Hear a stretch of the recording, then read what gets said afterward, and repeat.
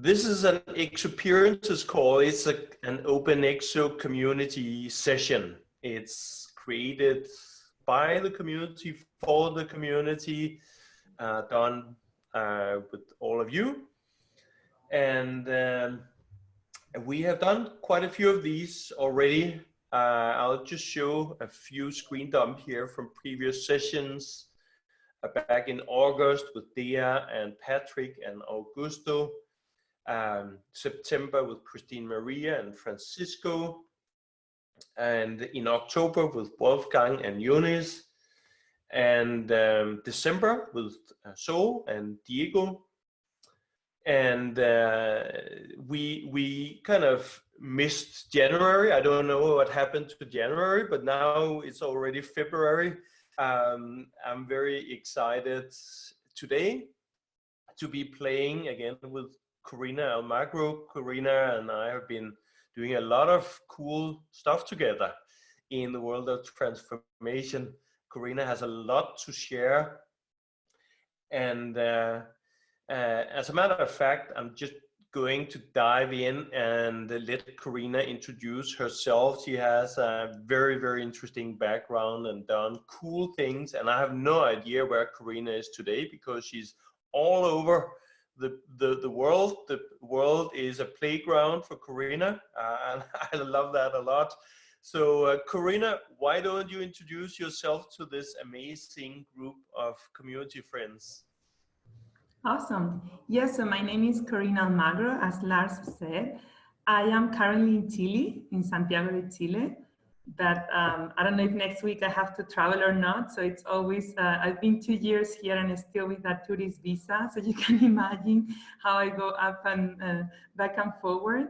But yeah, I've been with EXO for the past 5 years. The first 2, I was doing my parallel job at HP. I was a full employee there in Silicon Valley. I was a product manager first and then an innovation manager, leading all the innovation for the PC business. And at some point, I got tired to try to drive a transformation from the inside. If you have experienced that, it's very painful and not as effective as from the outside. So I decided to leave and took a year off and traveled around South America, where I met my current boyfriend. And that's why I'm here in Chile. But most of my clients, I'm now a consultant. Most of my clients are in Spain or the US, and I'm starting to develop the business here. But yeah, so I'm traveling a lot. I'm super happy to be a consultant. EXO for me has been the answer to many, many things that I was doing. I was a lean startup, agility, design thinking expert before, and I'm super happy that EXO is evolving those methodologies, bringing the immune system concept, bringing the edge versus core, and the purpose. I think the purpose has been a key thing. And yeah, I'm actually achieving my purpose. My purpose is gender equality. I don't know if I should say gender eradication, because I think we need to understand people as they are, not by a sexual organ. But in any case, I want companies to be a better place to work for women. I think today the rules are too male-ish rules. And I think this methodology, like EXO, Lean Startup, are helping to bring new principles, like focus on the learnings, not on the results, have a team, not like the ego. So I think like every company that I implement EXO, it's a better company to work for women. So that's basically how I'm achieving that. And it's been a long process to get there. A lot of choices that I have had to make. The last one was in January. I decided to step out of EXO summits. I was the lead before, and this year I want to fully focus on the consultancy role, and that's what I'm here to share with you guys. Feel free to ask me any questions. I'm gonna leave Lars again to drive this, but just want to say that this is a very informal conversation, and you can stop me at any time. I'm Spanish, so I'm not worried about you guys stopping me. Excellent. Lovely introduction. Thank you, Corina, for being here with us in this 60-minute session. There's a lot to share, obviously. We also received a lot of questions before the session from many of you. And as always, we're probably not going to cover all of them, but still shoot any questions you have in the chat. And I'll keep an eye on the chat and try to navigate so we get to cover all the most interesting ones from the context of the particular sprints that Corina has done, and I'll try to add a little bit here and there if and when it makes sense, so we can hopefully provide some inspiration to all of you and some war stories from what worked really well in transformation projects and what didn't work so well and why we think it didn't work so well. All of this is super important when we all share ExOperiences, which is the whole point of these calls. So with that, I'm going here to share, show my screen, show some of the questions that we received when you registered for this session. And where I'm going to, it's very hard where to begin and where to end, but I'm just starting from the upper left corner really of the screen, talking a little bit about surprises, and I'm not sure we appreciate surprises so much. We'd like to have things planned, but we never know the outcome. So I guess there are always surprises. But the specific question I think that we could use to kick us off is really, how do you bridge the physical divide and build trust as soon as possible? I think that's a great question. And in the context, I believe, of the ExO Sprint, but it may as well be in other kind of consulting engagements. So maybe, Corina, do you want to share your thinking on this? Yeah, for sure. So I can share my experience. When we had the first HP Sprint, we had the awake session and the align. They were physical. So we had all the coaches flying to Barcelona and having the day with the team. It was a 2-day session. The align session is 2 days. That was amazing because you build the team, you create the relationships, they get to know each other, and it was really good. It really helps the whole 10 weeks process. And in week 5 we met again, and in week 10 we met again. Coaches were not there on week 10. We have tried in some sprints to bring coaches on week 10. It is great, you know, if you can afford, but it's more important to have them for me on week 1 and week 5, because you need the second push for the other 5 weeks.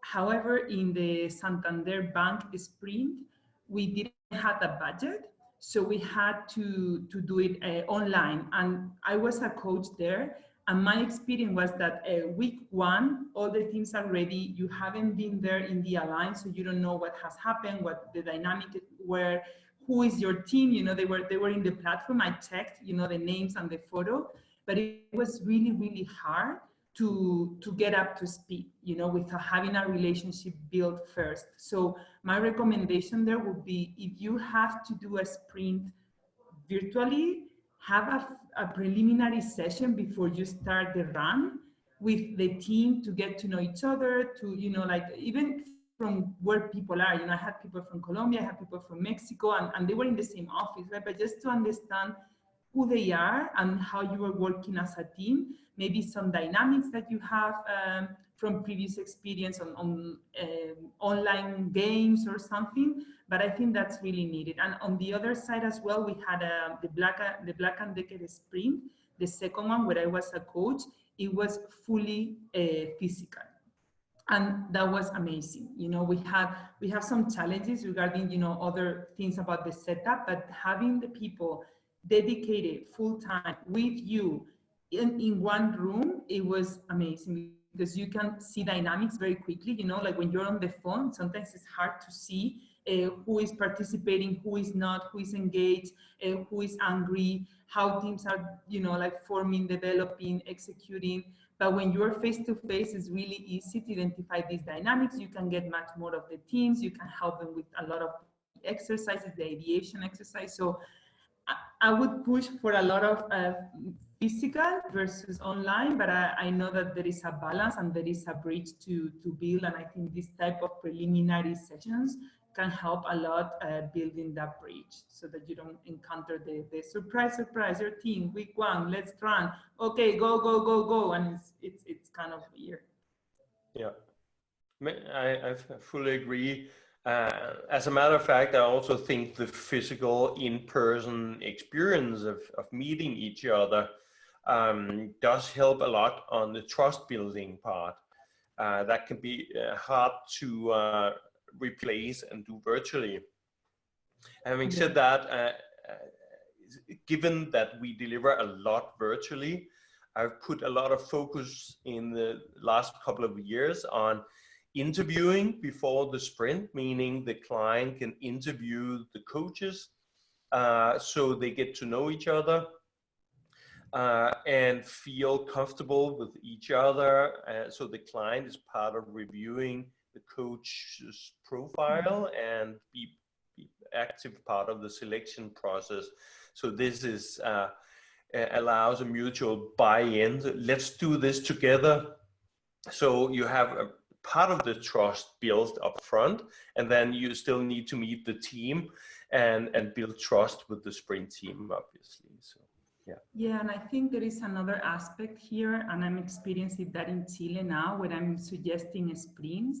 They are very focused on the physical part, and what I tell them is it's nice that it's physical, and as I said before, push for it, but you also need to balance, because some companies, especially the small ones, they haven't been exposed to digital tools like Zoom, as we are now. And just exposing their employees to Zoom is a huge achievement for their company, right? And also the mindset of stop getting local and being global and have access to advisors and people that are outside your wall. It's super important as well. So this is why, even if physical presence helps a lot, you need to balance, because you need to also, let them understand how important it is to catch up with digital tools and feel comfortable with them, and being able to have an advisory call on someone in India, for example, right? And this is a very powerful message and learning for smaller companies. Fully agree. So apart from the act of building trust, we really need to highlight the importance of diving into the deep end of the pool. We have to collaborate with people across the planet to really be part of the future. So it's a great chance to learn the power of working with an ecosystem like ours. Mm-hmm. Excellent. So let's move on to the next question, which is about, do we have recent sprint experiences in Latin America? And the answer is yes, but what's your experience, Corina?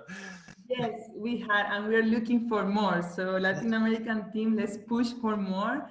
Basically, here is how you define Latin America, because if you say Latin America as the South America, or like that would be Brazil. Visa Sprint, which Lars led, was an amazing sprint done in Brazil. And then if you define Latin America as like a Spanish-speaking countries in the American continent, right? We had Mexico was the biggest. It's the country where we have had most of the sprints. Like the first sprint, the ExO Sprint methodology was born in Mexico with Ike and Interprotección, and then Santander Bank. So there's been a lot of ExO Sprint experience in Latin America. Right now, only Brazil and Mexico, but we are hoping to have more. We have some proposals sent with one of the delivery partners in Argentina, Bates. It's an open ExO delivery partner. We have sent some proposals here in Chile as well. So I hope there is a lot coming in 2020. But yeah, but there are experiences, and I participated in, and Racini was a huge sprint in Mexico. Racini is the #1 company for brakes, and I didn't participate because I was offered the head coach position, but then it was exactly when I was going on my sabbatical year, and I told them I didn't want to do like a head coach role in a sabbatical at the very beginning. But basically, and Lars, correct me if you have more info, they dedicated the whole team 75% of their time. 75%, it's a lot. It's a big investment that they did in, and they put them all in a hotel for the 10 weeks.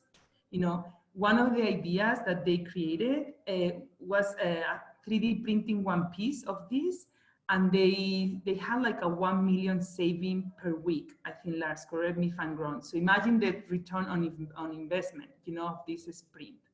Yes. And given EGO's products in the automotive industry for cars, they're being disrupted by electrical cars and other, and flying taxis and what have we in the future. They understood that, so they went all in, definitely, on this. Oh, sorry. Yeah, I just wanted to share also, we've actually done many sprints in Latin America. This is Cotamina's, also named Springs Global in Brazil. One of the largest, if not the largest, textile manufacturer in Brazil. I had the pleasure of being the head coach on that one. And actually, we don't speak so much about it, but it was a highly successful sprint with very tech-savvy people from the company figuring out what the 3D printing revolution can mean to textile, what IoT means, and augmented reality and all that. Very exciting. I have a fun video to wrap the session today from this particular sprint. We also worked with Boston Scientific in the Latin America part of the business. So lots of stuff has been going on there for sure when it comes to sprints. We can talk more about that later when you guys have used the case studies, that you can read. I think the Interprotección one is very well developed, so you can see all the results as well. They had amazing results. Paki has been in many alumni webinars, etc. So you can hear a lot about these sprints in the media library and the available resources. Yeah, definitely. So cool. Let's talk about screening for sprint participants. I know it's quite a jump in terms of topics, but it's an important and interesting question, and it's very important to screen properly for who should be sprint participants in a sprint. Mm-hmm. What's your take, Corina?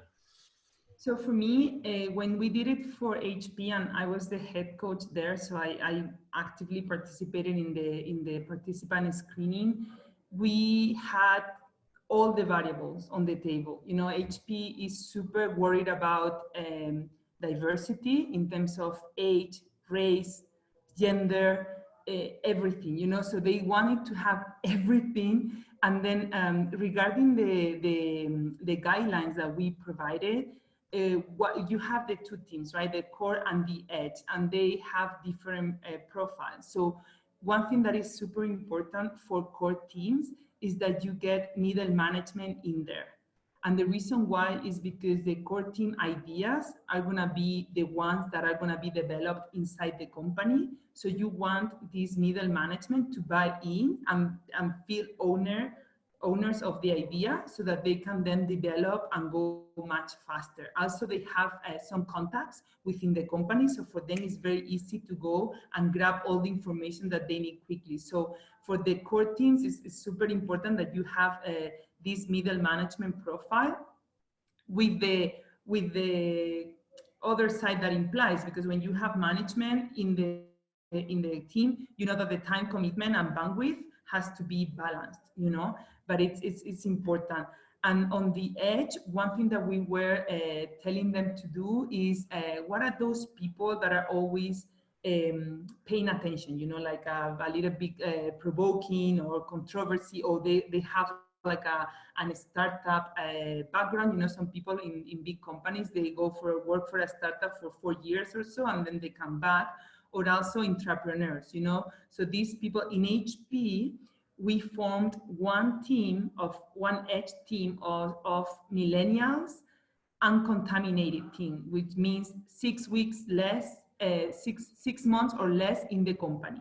Why? Because of this idea that external disruption come from external, you know. So if you have the people working, would be more like would be not that external. So we had the millennial team, and the experience was amazing.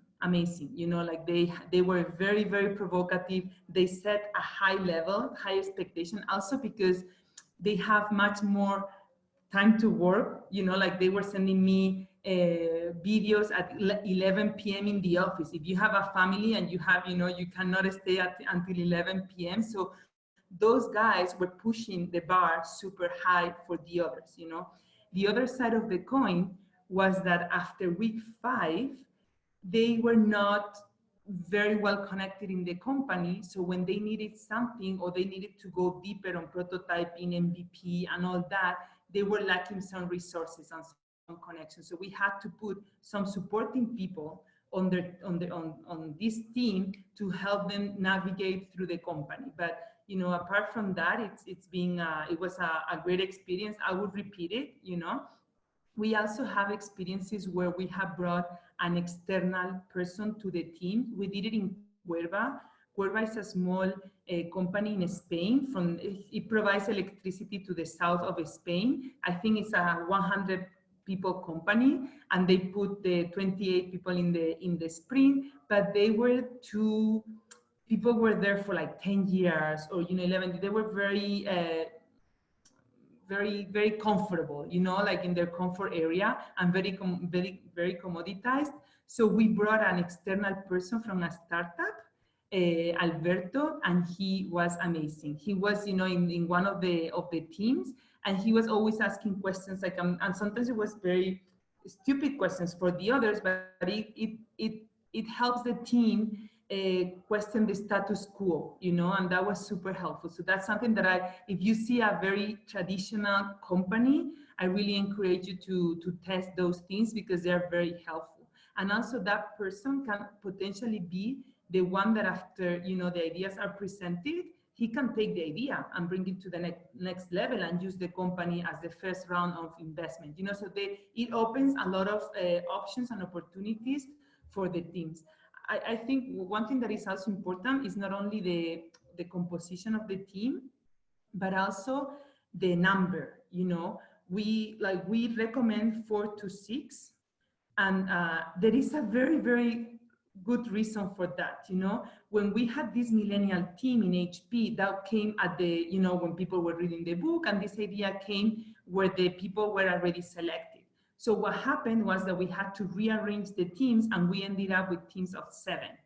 And teams of 7 do not work, you know, because then you have 4 people that work and 3 people that keep catching up, you know. So I would really recommend you to do maximum 6. 4 is too little, it's too few, sorry, because things happen during a sprint. You cannot imagine how many things can happen in a 10-week window. You know, we had one person, his father died in disruption session. Another one, his baby got to the doctor. Like, we have many situations where people had to drop. So if you have 4 and somebody drops, it's too little. But I would say 5 to 6, perfect. 5, the perfect. 6, but no, don't go more, because it's gonna cost you like double effort to get the people on board, make sure that they are aligned. And this is it's a very fast process. So if you lose someone in 1 week, wow, you lose them, you know, because they are not able to catch up. This goes that fast that, and probably if you have been in the coach certification, you have experienced that feeling of like, oh my God, like, you know, I'm so lost. There have been so many decisions last week that I have missed or that I don't have the context, that it's very, very important to you know, to consider and avoid, you know. Excellent. A lot of good points here. Obviously, tons of more considerations to make. Picking the people is very important. One thing I find important also is it's not just about picking the rock stars in the organization. You probably want to find a balance between having team members that are fully bought into learning new innovation methodologies, but at the same time, you want to bring in important people from the organization that are trying to resist change, so they overcome their own barriers and their own immune system, and learn from those who are moving fast forward. And this is really how you have the chance to spread a positive mindset change in the organization, right? You have some that are bought in from day one. You always have some that say, this is exciting, let's see what we can get out of it. But you also need to bring in those who need to be convinced, and that they need to see this really works. And they typically learn from the colleagues with a positive growth mindset. So I think you need a balance there to have a bit of all these categories in the mix.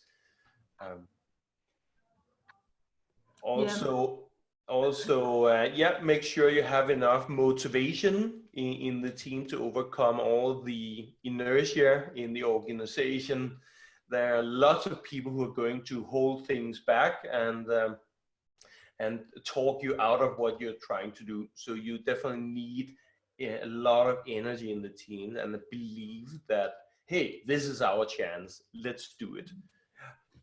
Yeah, and another tip that it may help you, I would recommend not to close the teams until the align session.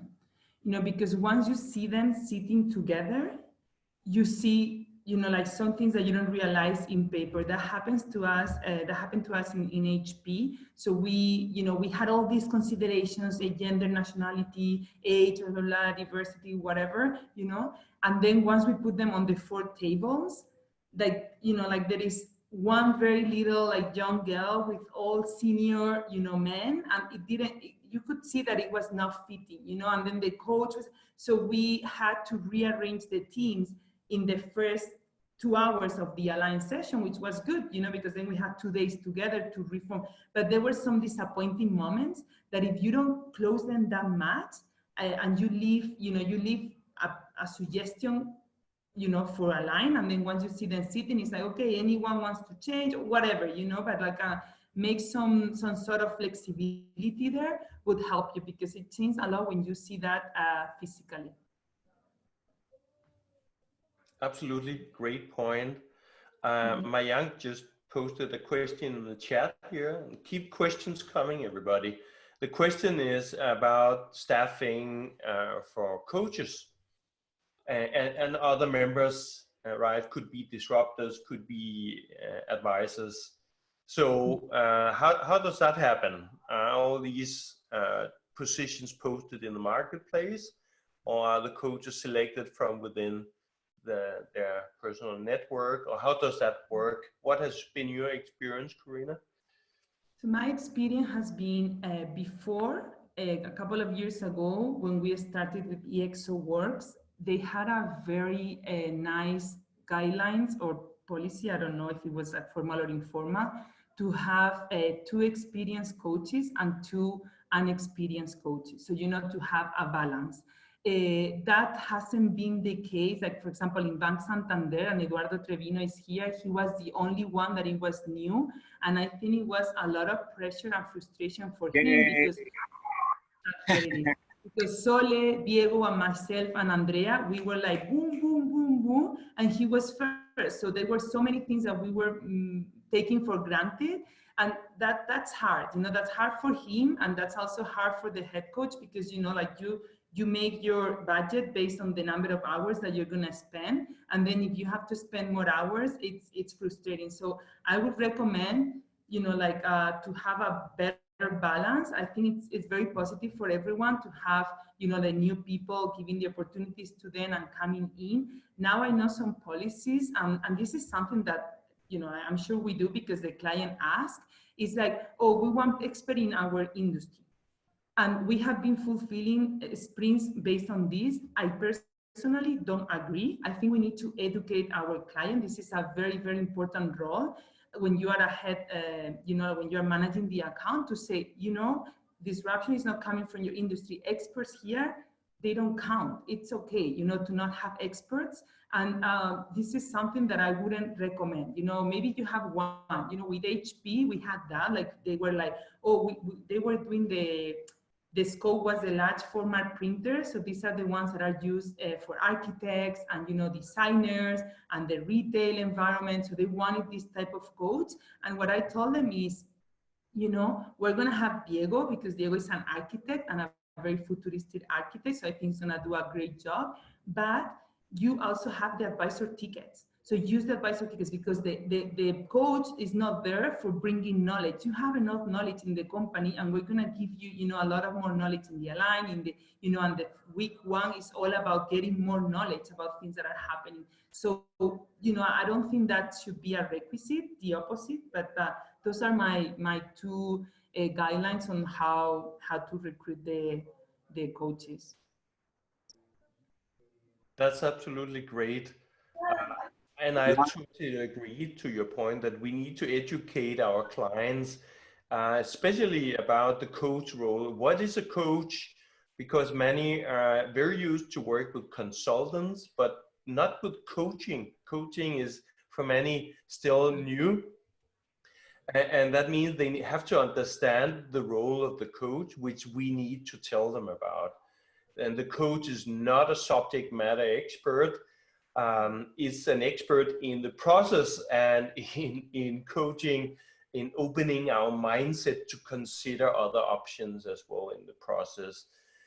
And for that reason, I've found that we need to have the final decision on who we are bringing into a coach team. But get the client involved. I do that all the time. Make sure that the client is part of the process, because they give a lot of valuable input about the business challenges, the market challenges, the problems they're trying to solve. And this is where the more you know about that, the better you can actually find the person to challenge that paradigm and that context, and bring a new mindset into the game. So we definitely need to educate the client on this. I fully agree.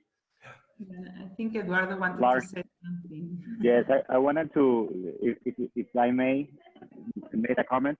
Yes, hello, Eduardo. Hi, how are you?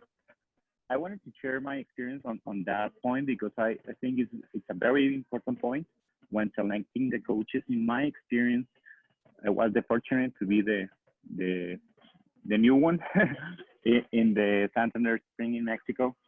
And I think it's very important because, in my opinion, the immune system also happens within the coaches. What I'm trying to express is that I was the only one who was thinking maybe differently from the team, in my understanding.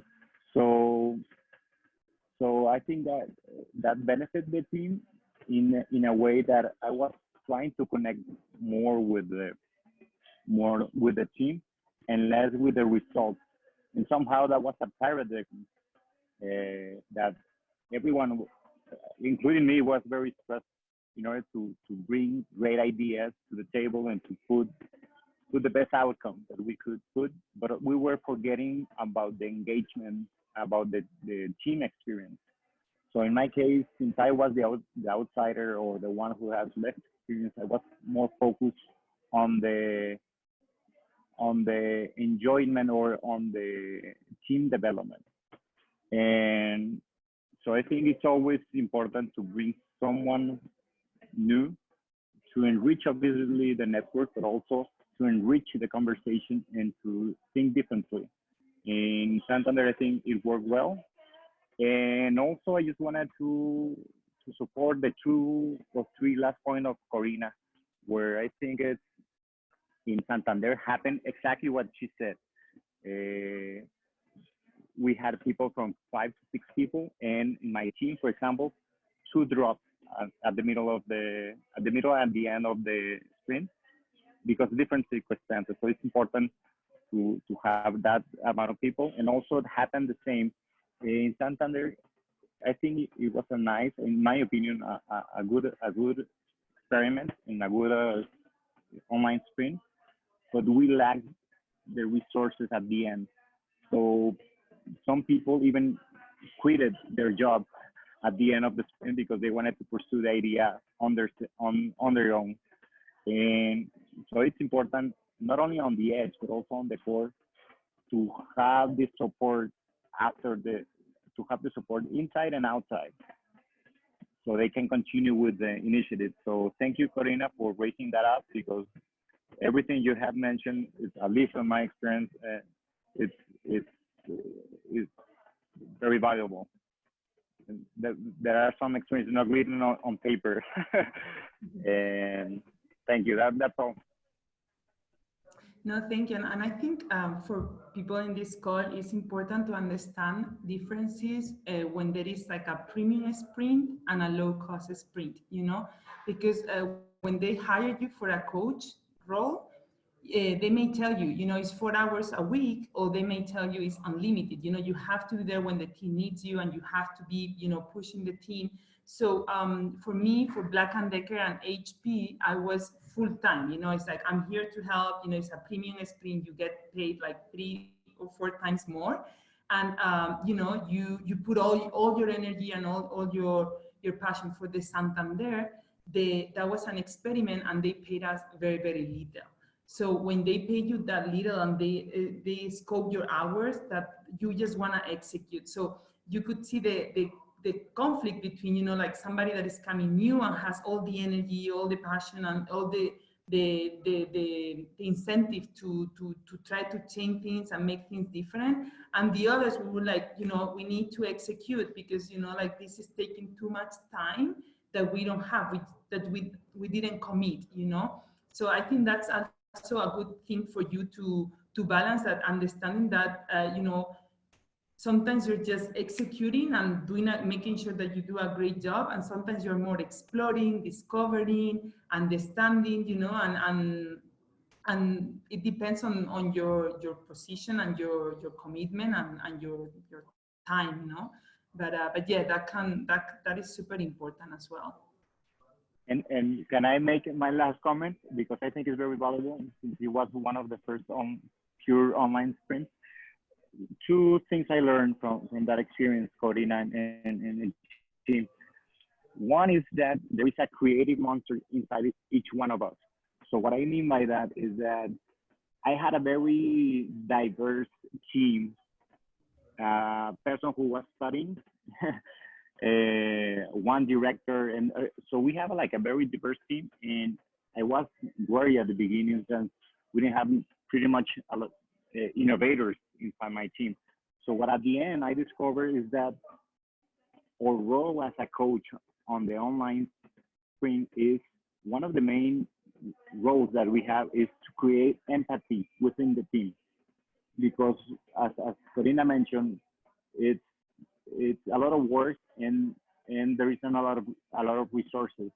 So they have to struggle between everyday task and the sprint.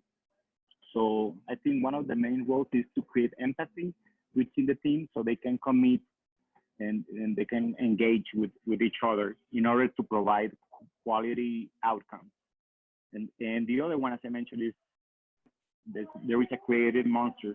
So we need to unleash that potential, to actually execute that potential. So that was my 2 lessons. Thank you.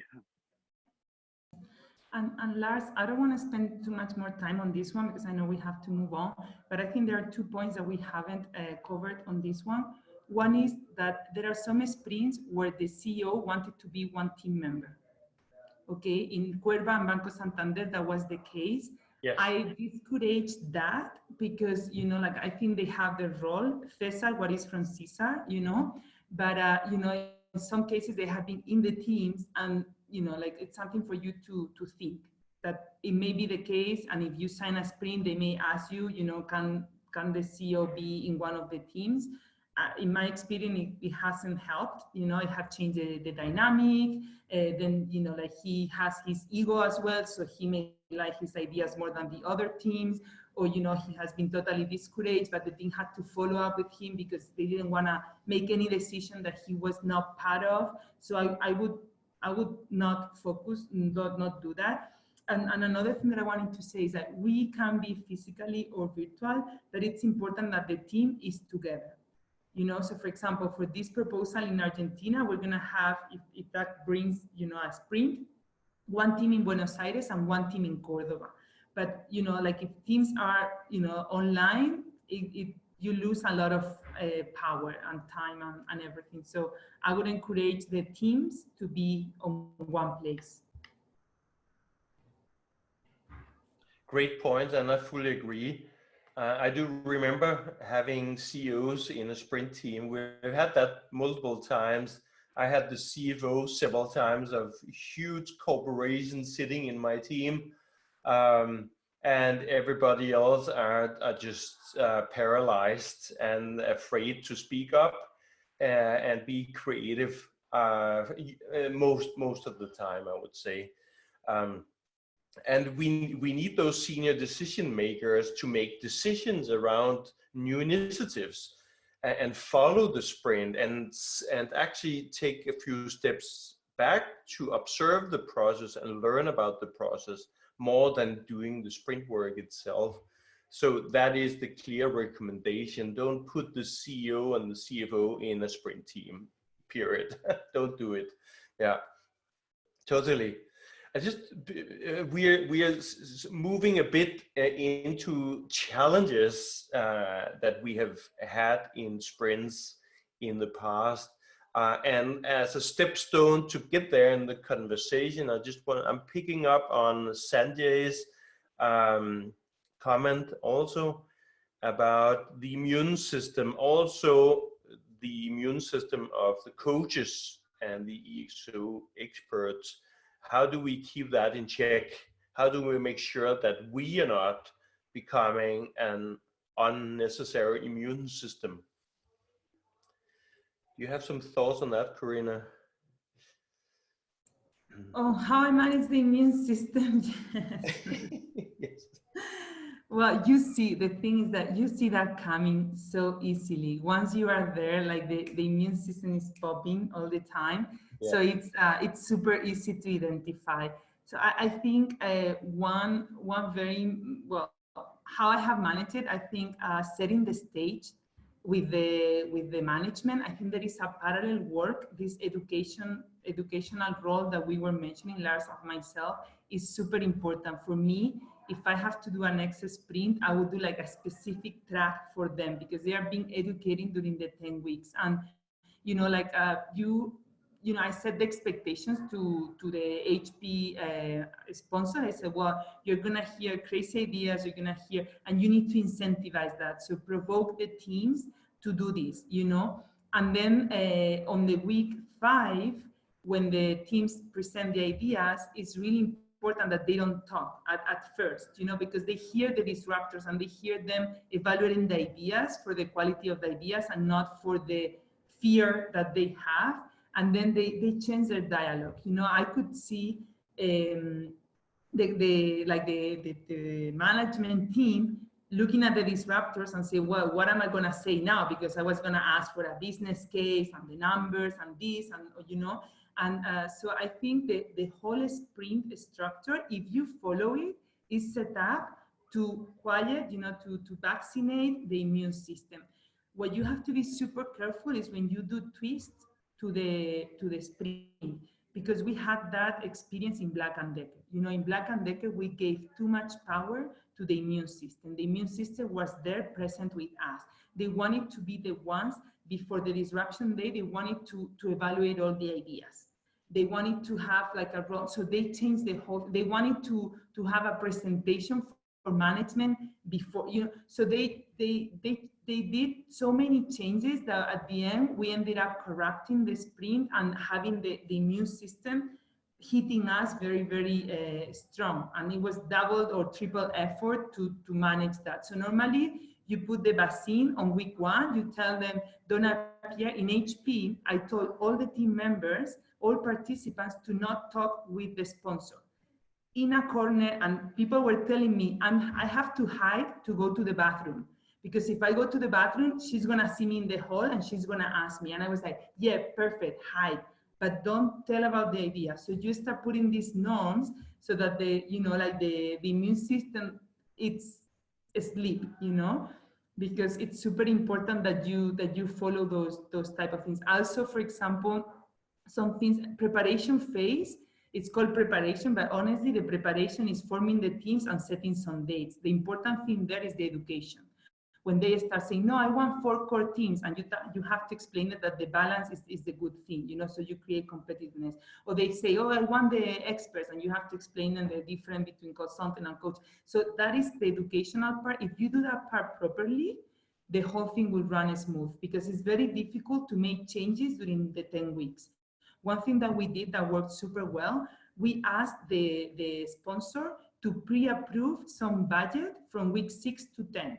So teams had up to $200 to spend on their corporate credit card with no reason, approval, nothing. You know, after apart from the $200, they had to give some explanation. But that allowed them to buy some ad in Google, to went to an event. One team flew in 1 week. They went to Cambridge. They met a company there, Novalia, that they were doing conductive ink, and they came back and reported on Friday. So those type of things happen. That magic happens when you give them the space and the freedom and the autonomy to do it, you know, and the support and all the aspects of the sprint. But really, really, you need to make sure that happens before, because when you're in week 6 and you brief the teams on Monday, oh, you can go and do experiments, go and do prototypes, and they don't have the budget, they don't have the money, they need to, the process in the company to ask for money or pre-approval cannot be changed, then you're stuck. Then Friday is an expected outcome, you know. So I would encourage you to do all the work before the sprint, and then let the sprint do its work. We have done it many times. It has worked amazingly. We have, you know, changed some things, and it's meant to have the immune system asleep for a while, you know. If you're lucky, yes. Yeah.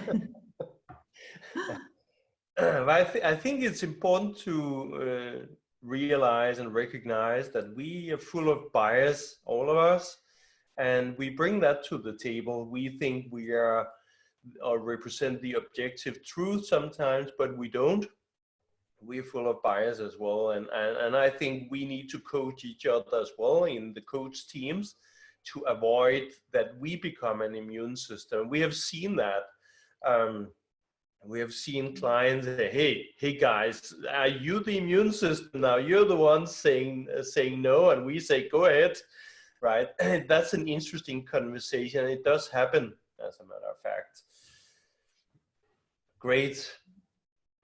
I think about somebody mentioned something about the coach and the new coaches.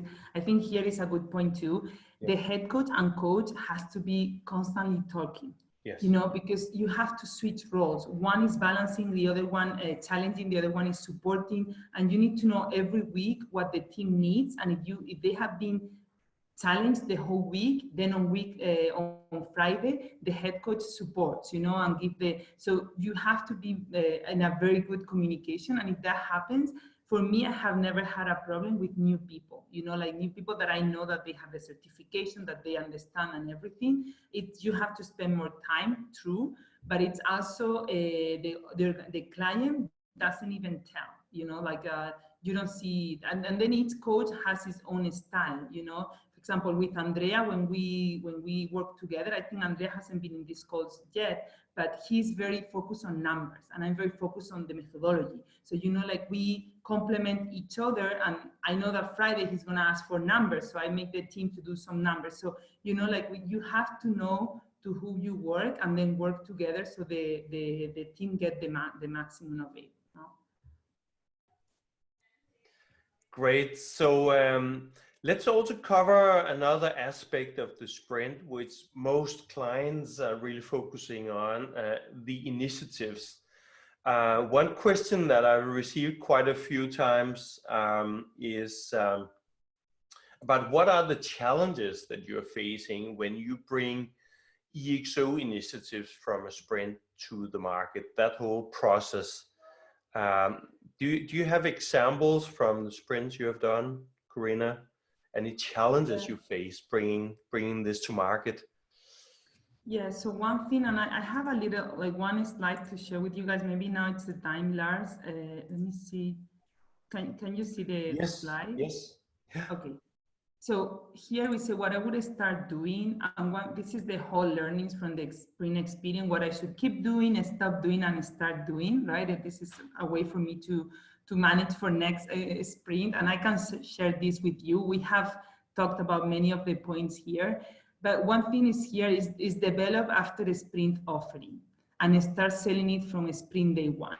You know, and this is very important. I'm going to stop sharing because otherwise you're not going to listen to me and you're going to be reading all the points. Just one thing, you asked for where the case studies are.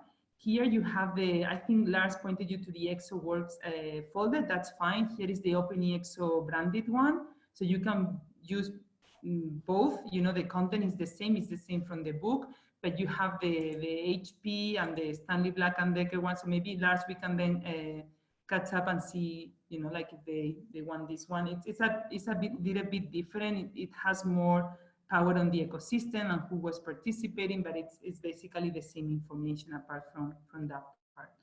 Okay, but basically what I was on the follow-up, one thing that we have been criticized is, okay, you do this amazing sprint, there are 8 initiatives, and then what? You know, you leave us alone. And they have literally told us that, you leave us alone, you know. And with HP, we did a program where we have 6 months. So we said, okay, let's do a follow-up, a sprint follow-up. We call it a ExO on demand. I would call it ExO incubation. I don't know, like a different name maybe next time. But basically, they had 6 months, and there were 3 months where we were meeting with them weekly for the coach and monthly with the head coach. And then after 12 weeks, so 3 months, they have a disruption session. And then another 3 months, you know. It went well. We got a lot of learnings. One of the things that was more shocking for them was killing ideas, because they're not used to kill ideas that have been in an organization. So, you know, like they did these core initiatives, they started to develop them. We helped them as coach, head coach, but then in disruption, we realized that there was no product market fit, or, you know, that the solution was not well defined, or there was some technical. And killing for a company, it was like a huge wow, you know, and it's part of these methodologies, and it's something that they need to learn, you know.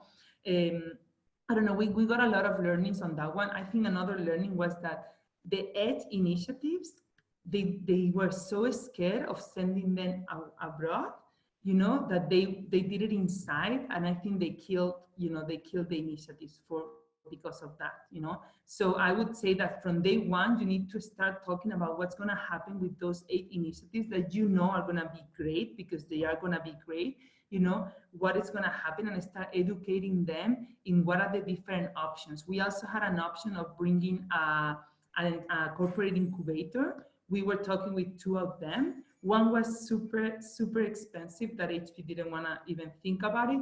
The other one was very open, but at the end they said, no.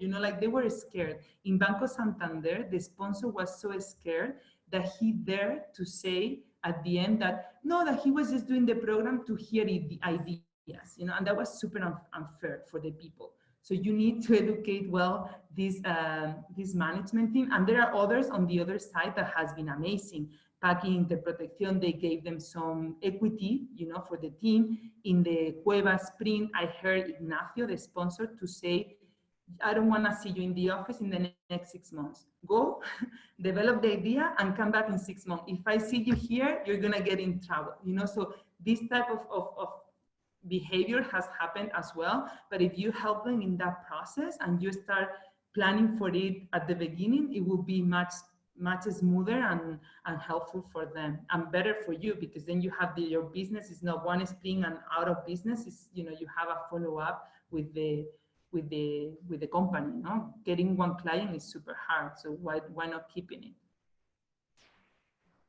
Totally agree. I totally recognize also the incubator conversation.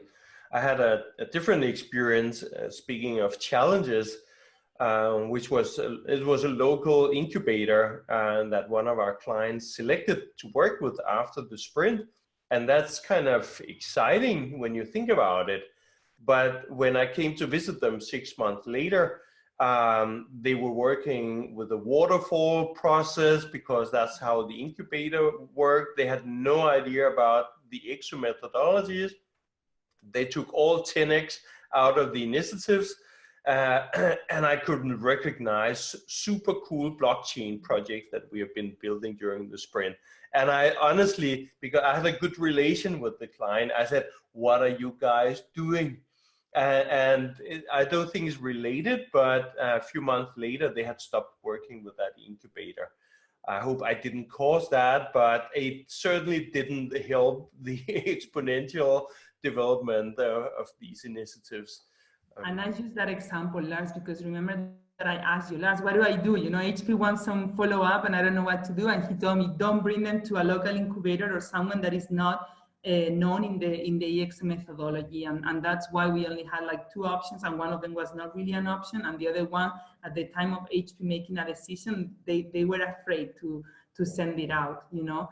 So I think that's something that now I would do more work, and this is why in my slide, when you say leadership track, because I think they need it. Also identity, you know, in HP, one of the ideas was amazing, because you know that the edge, it's about disrupting your own industry, in this case, the printing industry, but also bringing your core competencies to disrupt another industry, right? So they got a lot of amazing ideas about pharma, cosmetics, you know, and when they had these ideas presented, the immune system reacts. Why? Because they are engineers.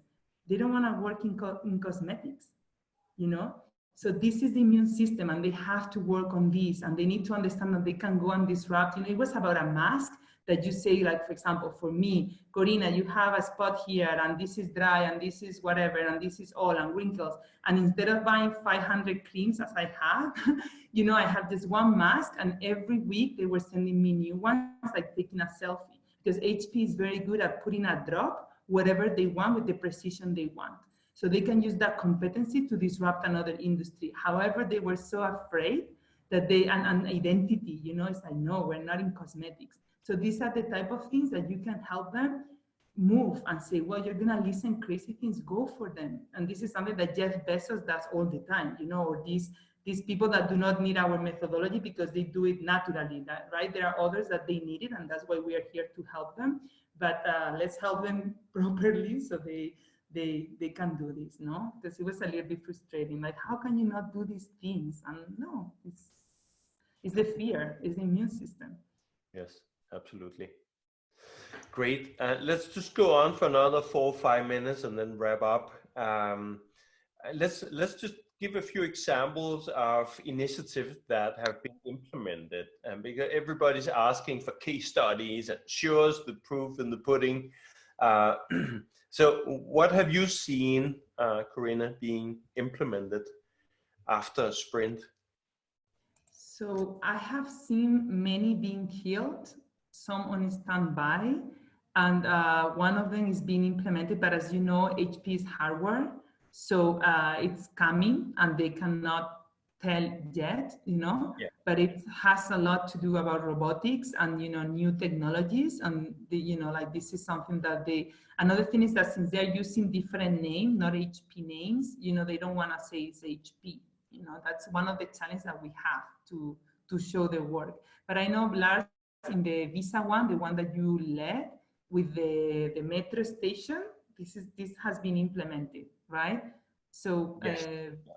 maybe you want to comment on that one. And the other one is, one thing is the interprotección. They have implemented you know, like I think one thing are the initiatives, and the one is the teams, you know. So what the sprint gives you is suddenly a cross-functional team that knows how to work together in a very tense conditions, you know, and high performing.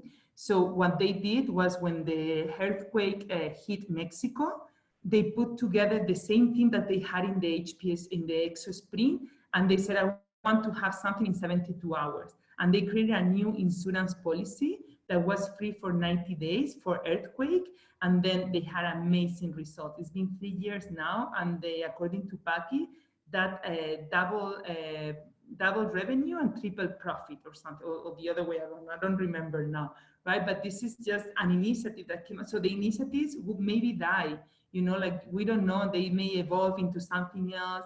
They have changed, sorry, in HP, they pivoted one, like a 180 degrees pivot that is, you know, it maybe get out soon. So, you know, like at the end, what they keep is the methodology, the mindset, the teams, and all these things are there too. Exactly. I could just, as you said, I could just touch quickly on Visa Brazil, for example.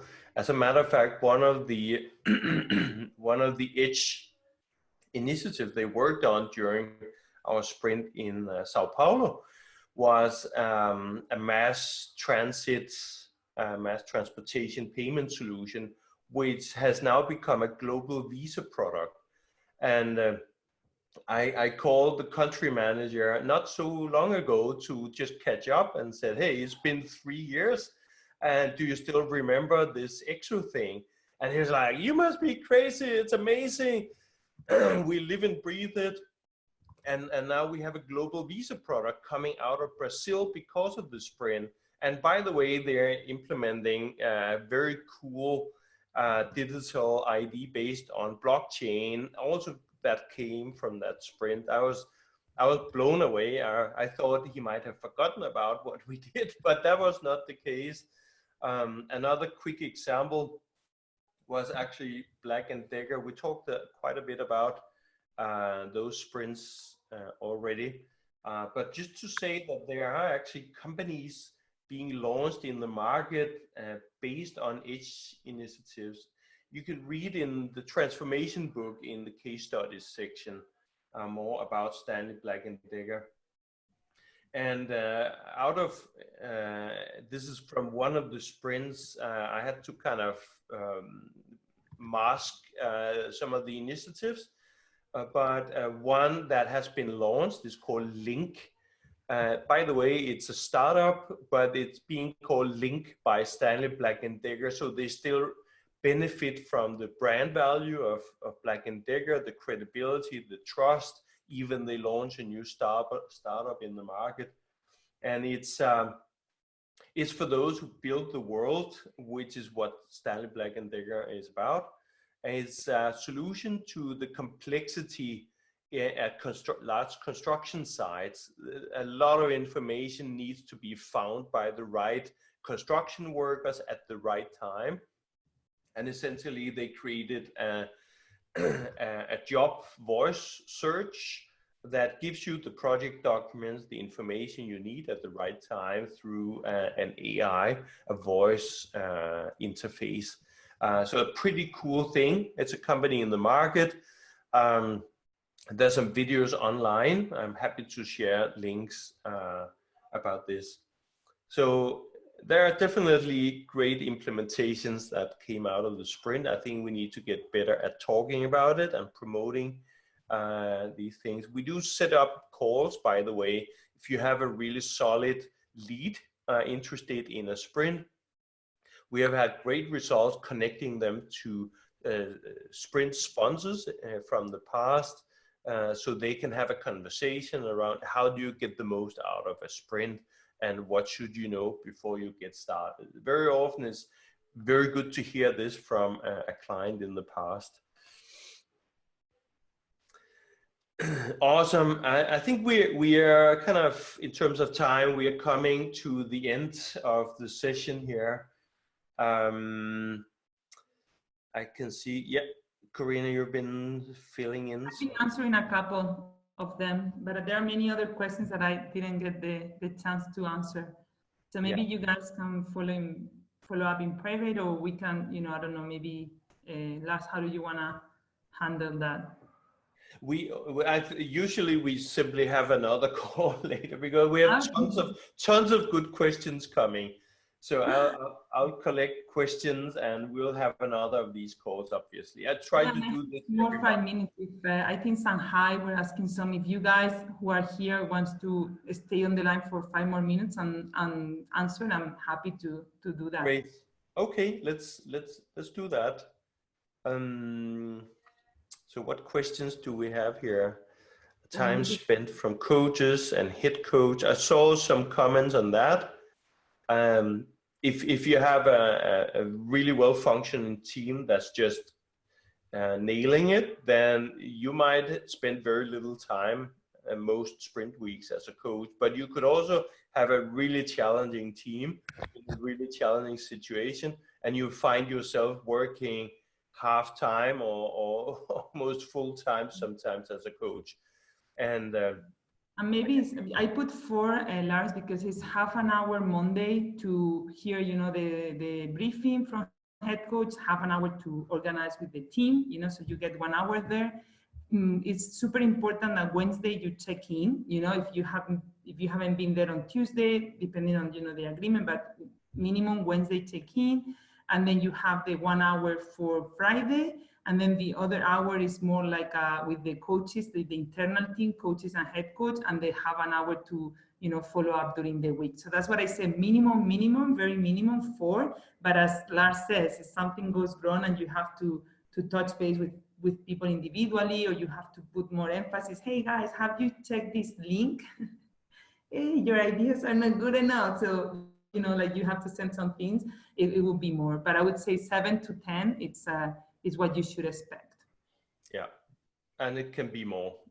And it can be more, yeah. Like, and the more you put, that's why in a premium sprint you have the coaches fully dedicated. That makes a difference because they are there. They send info, so they're constantly input, you know, the team, it makes a difference, you know. It does indeed. Great quality of speakers. We only have good quality speakers. How can someone suggest we don't?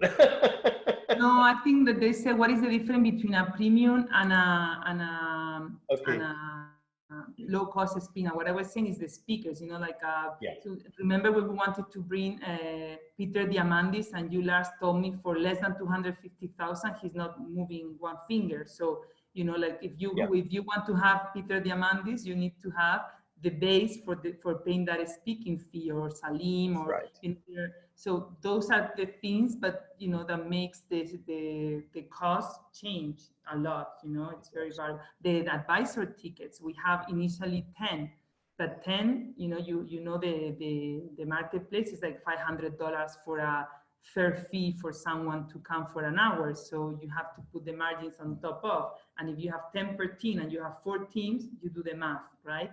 So that instead of 10, if you offer 5, you have a different experience, but you also have a different cost. So that's the reasoning behind. Absolutely. I think it's worth you know, encouraging everybody to do these speaking engagements because we as a community want to support each of you in delivering these wake presentations and disrupt presentations and grow some experience from doing it. Salim personally also supports very much the personal development of all of us, and we all do. Obviously, if you can get a $250K speaker, if you want to pay that, but actually maybe what you really want is a thought-provoking young entrepreneur who's challenging status quo, coming up with new ideas and just blowing us out of the sea. And many of you are actually fully able to do that. Maybe what you want to do is prepare and practice your wake presentation and then bring that to market if you're not already. Yeah. I totally encourage that. Yeah. Totally, totally. There are situations where you need a rock star, and there are situations when you don't, you know, and there are situations where somebody that is more approachable, even the language makes a difference to retain a message. So these are all the variables that you need to put into place and then create your proposal, right? But the price can change very much, and that those are some differences for a premium versus low cost, no? Absolutely. Speaking of cost, there's also advisor tickets, number of advisor tickets. This depends on what you negotiate with your client, really. If you're the one selling the sprint, how many tickets would you like the client to have? The default for a long time has been 10 advisor tickets per sprint team, simply because we started offering that from the beginning. And it seems to be a good quota.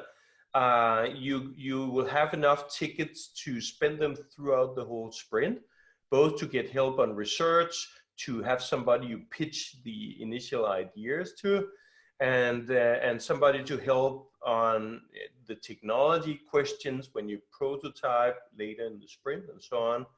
So, but we also sometimes sell just 5 tickets if budget is an issue.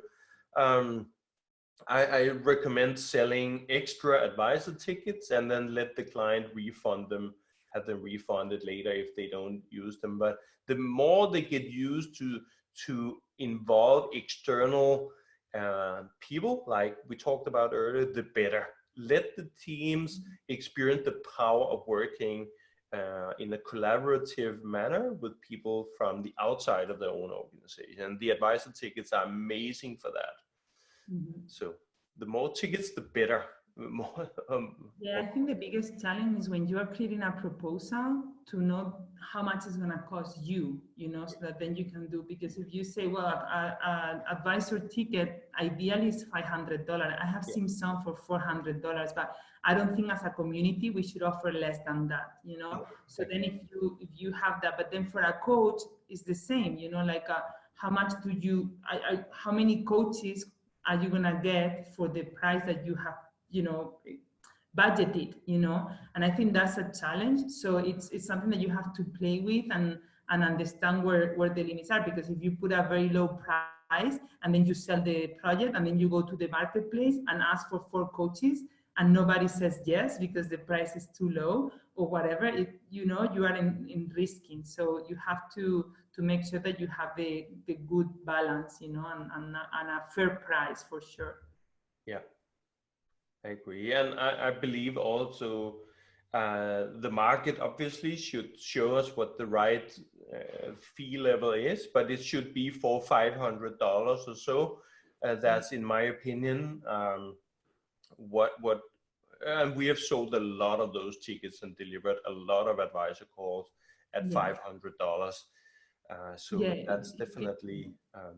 If it helps, I always do 400, 500, depending, you know, on the, if it's a speaking like it's 400, 500 for that. And for coaching, I said for $140 to $250 per hour. Yeah. That's my, you know, so you can get people from 140 from less than that. I think it will be hard. So that's, you know, maybe those numbers are not perfect, but those are the ones that when I send proposals, I take into account, depending also on the client. If it's Banco Santander, I'm sure many of us did it because we wanted to have the experience with that bank. If it's a bank in Singapore that I have nothing to do with, maybe I'm not that interested, you know. So you have to balance all those things, but I think from 140 to $250 per hour, it's a good balance. Yeah. And speaking of balance, I'm sure everybody soon needs to rush off to the next call. So I think we need to wrap the session here. It's been great input from you, Corina, as always, sharing from your experience.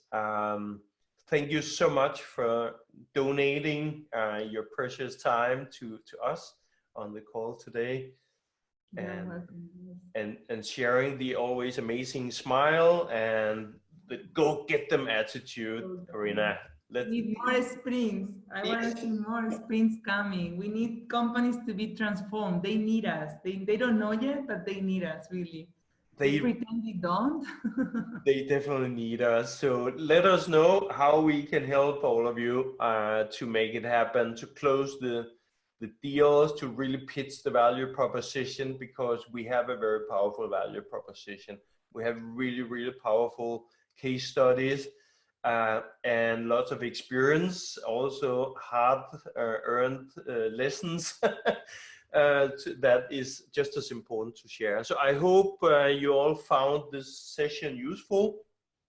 I'll send out the recording, obviously, and I'll find the case studies you shared, Corina, the more detailed case studies, and share those as well. I think we need a one-day gathering. I don't know if Kevin has that in the agenda, no? For some place in the world to meet for one day and share all the experiences and everything, because there is so much. When I saw all the questions, I think we have covered 3. Well, maybe some others were also indirectly covered. But yeah, definitely thank you guys for being here, for being interested in the topic, and any questions you may have, anything you want to follow up on. I'm here to help to bring the community and ExO to the next level. So anything that I can do to help you do that, I'm here to help. Absolutely. So, and we'll have another ExOperiences call soon, probably in March. So look out for the invitation to that. I look forward to see you again then. And let me just show a very short video in closing. This is from the Cotamina sprint in Brazil. This is a team introducing themselves at the final workshop. So, you know, before you pitch your initiative, you present your team. And I have never seen a better way of presenting your own team than what I experienced here. I recorded this myself from front row. And obviously, you need to consider the football analogy. This is Brazil, so there's a football announcer here. So enjoy this. It's just going to be a minute or so, and then we'll wrap up. Here we go.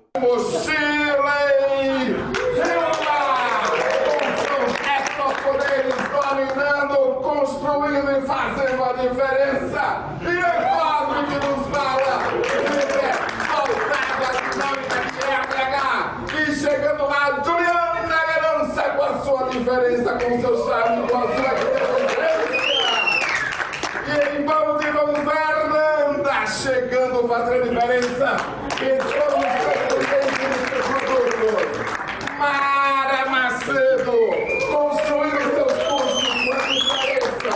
E com não bastasse o nosso líder coach, Mark Bonavia. Está conosco. E vamos ao jogo. Passa a bola, correndo, corre, lá, vai. Correu, bateu, atenção, gol da Alemanha. Josué não acreditou, João Lima não acreditou, o mundo não acreditou. A moça não acreditou. E se você é brasileiro, não vai esquecer esse dia, o dia que nós perdemos. They did, those poor people. So that's it, folks. Thank you very much for joining today. Hope that was some inspiration for your next sprint. So speak to you soon. Thank you all. Bye for now. Bye, guys. Bye-bye.